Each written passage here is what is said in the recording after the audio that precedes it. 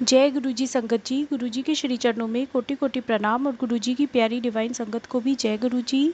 सत्संग 71 मैं गुरु जी की दिव्य आभा से पढ़ना स्टार्ट करती हूँ।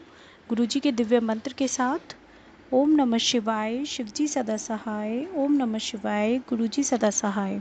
ये सत्संग major general Mohinder Pal Singh Sandhu aunty uncle का है, सेवानिवृत्त चंडीगढ़ से। गुरु जी महान है। जून 2004 में जब गुरुजी ने अपने चरणों में स्थान दिया, तब से हम अत्यंत सौभाग्यशाली रहे हैं। उस समय से हमारे जीवन में अभूतपूर्व परिवर्तन आया है। वह हमें अधिक आश्वस्त और आनंदमय लग रहा है। गुरुजी के मंदिर के शांत वातावरण में अत्यधिक ऊर्जा का आभास होता है। उनकी दया से हम अध्यात्म पथ पर अग्रसर होते रहे हैं। हमारा स्वभाव अब शांत, नम्र और सुखमय है। वास्तव में अब दुख का कोई स्थान नहीं है। यदि कोई कभी कष्ट आता भी है तो हमें पता है कि गुरुजी की छत्र छाया हमारे ऊपर बनी हुई है और उन्होंने हमारे किसी बुरे कर्म के फल को दूर किया है। एक ऐसा अनुभव जो उनके न होते हुए कहीं अधिक दुखदायी होता। गुरुजी की संगत के साथ एक अनूठा बंधन है जिसमें हम अपने आप को एक बड़े परिवार का सदस्य समझते हैं।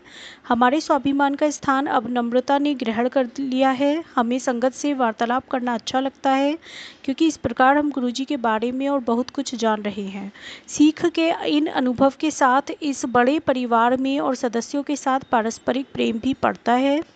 सत्संगों को सुनकर हमें पता लगा कि गुरुजी को अपने कष्ट बताने की भी आवश्यकता नहीं है। एक हार्दिक प्रार्थना से ही महापुरुष की कृपा हो जाती है। हमें यह भी आभास हो गया है कि गुरुजी से कुछ विनती करने की आवश्यकता नहीं है। इस प्रकार वह आशा भले ही पूर्ण कर दें। संभव है कि वह सबसे अच्छी न हो।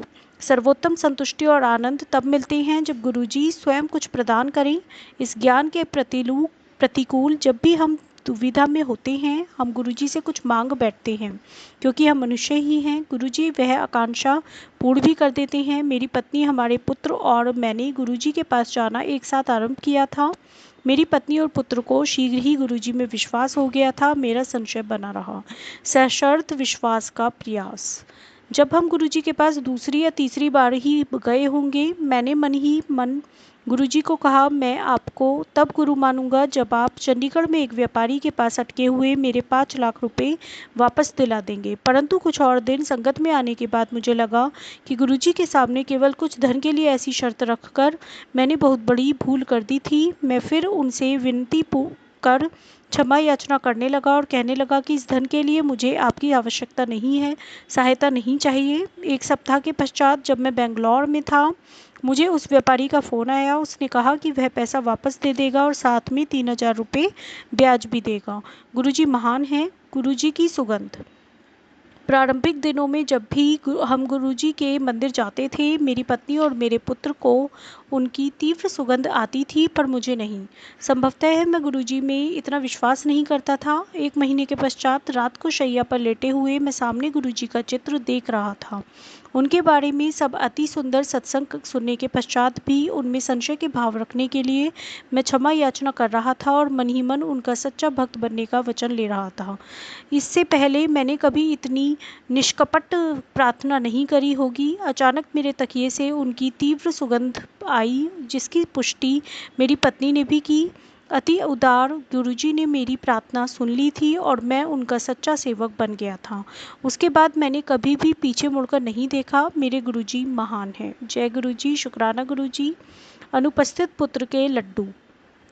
मेरा बेटा समर नाविक है। वह अपने जहाज पर चला गया था। गुरुजी अक्सर मेरी पत्नी बब्बू से उसकी कुशलता पूछते रहते थे। एक शाम को हम गुरुजी के मंदिर में थे। गुरुजी कहीं बाहर गए हुए थे और हम उनकी प्रतीक्षा कर रहे थे। वह रात्रि को 1 बजे लौटे और संगत में लड्डू बांटने लगे। यद्यपि उन्होंने प्रत्येक भक्त को एक लड्डू दिया, मेरी पत्नी को 2 दिए। मेरी पत्नी खुशी खुशी मेरे पास आई और बोली कि गुरुजी ने हमारे बेटे के लिए भी एक लड्डू दिया है। वह यह कह ही रही थी कि कर्नल जोशी, गुरुजी के एक अनुयायी, मेरे पास आए और अपना फ़ोन मुझे थमाकर बोले कि हमारा बेटा बात करना चाह रहा है। मैंने उससे पूछा कि वह इस समय कैसे फ़ोन कर रहा है। उसने उत्तर दिया कि उसकी बात करने की इच्छा हो रही थी और उसने सोचा कि हम लोग इस समय गुरुजी के मंदिर में ही होंगे। गुरुजी महान हैं। जय गुरुजी, शुक्राना गुरुजी। पत्नी के रोग हरण। मेरी पत्नी 3 बार गुरुजी की दया से स्वस्थ हुई है। 1981 में वह मेनियर रोग से पीड़ित हो गई। इसमें कान के अंदर प्राकृतिक तरल का असंतुलन हो जाता है। इससे उसको सिर में चक्कर और अधाशीसी के दर्द होते रहते थे। भारत और अमेरिका में करवाई हुई चिकित्साएं असफल रही थी। 1992 में 1992 में एक होम्योपैथी औषधि की सहायता से उसे दबाया जा सका। जब तक वह औषधि लेती रहती थी, लक्षण कम हो जाते थे। गुरुजी की संगत में 1 माह जाने के पश्चात उसने गुरुजी से मनी मन निवेदन किया कि वह अब यह होम्योपैथी औषधि कभी नहीं लेगी। उसे स्वस्थ करना अब उनके हाथ में है। औषधि छोड़ने पर उसकी वेदना अति तीव्र हो गई, परंतु उसने वह दवाई नहीं ली। यह 15 दिन तक रहा। उसके पश्चात वह जिस प्रकार से शुरू हुए थे, उसी प्रकार से एकाएक समाप्त हो गए। उसके बाद आज तक वह कभी नहीं हुए। गुरुजी महान हैं। अप्रैल 2005 में बब्बू की आंख में काले धब्बे होने लगे। नेत्र विशेषज्ञ ने उसका परीक्षण करने के पश्चात बताया कि उसका दृष्टिपटल सूजा हुआ है और यदि उसने तुरंत स्टेरॉइड की गोलियां खानी आरंभ नहीं करी तो वह अपनी दृष्टि भी खो सकती है, किंतु इन्हें खाने से उसका अप्रकट तपेदिक रोग उभर सकता था, अतः उसे उसकी भी चिकित्सा करानी पड़ेगी। यह सुनकर वह चिंतित हो गई।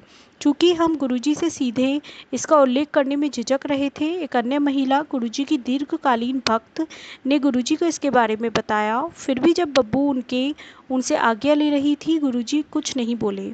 रोग के भय से बब्बू ने गुरुजी को कहा कि वह स्टेरॉइड नहीं लेना चाहती हैं। गुरुजी ने मुस्कुराकर हमारे फिरोजपुर वाले घर में रखा हुआ शुद्ध मधु लाने को कहा। बब्बू जब वह शहद लेकर आई तो गुरुजी ने उसे अभिमंत्रित किया और उसे अपनी आंखों में डालने के लिए कहा।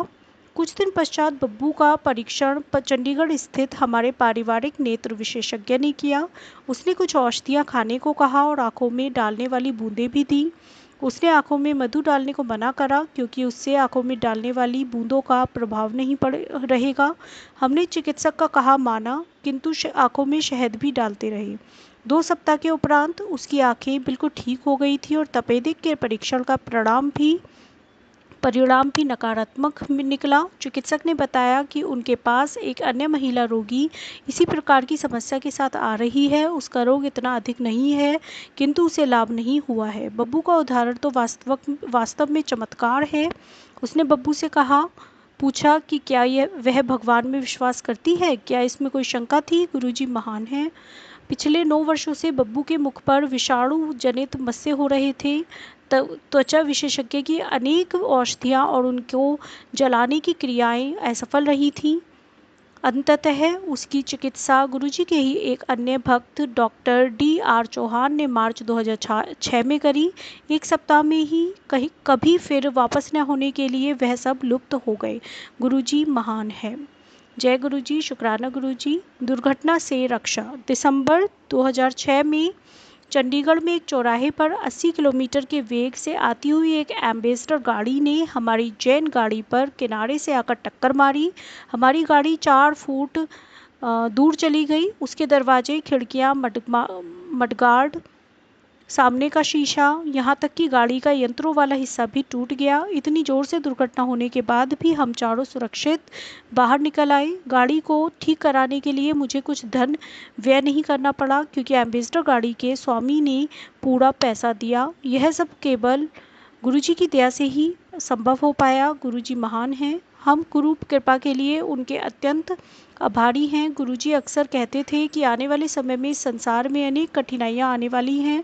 कोई किसी की सहायता नहीं करेगा, चाहे वह उसका अति घनिष्ठ संबंधी, भाई बहन या कोई अन्य ही क्यों न हो। केवल गुरुजी की संगत के इस परिवार में ही सुख, शांति और चैन मिल पाएगा। कहने की आवश्यकता नहीं है कि हम उनकी संगत के सदस्य होकर और उनकी दया के पात्र बनकर सौभाग्यशाली हैं।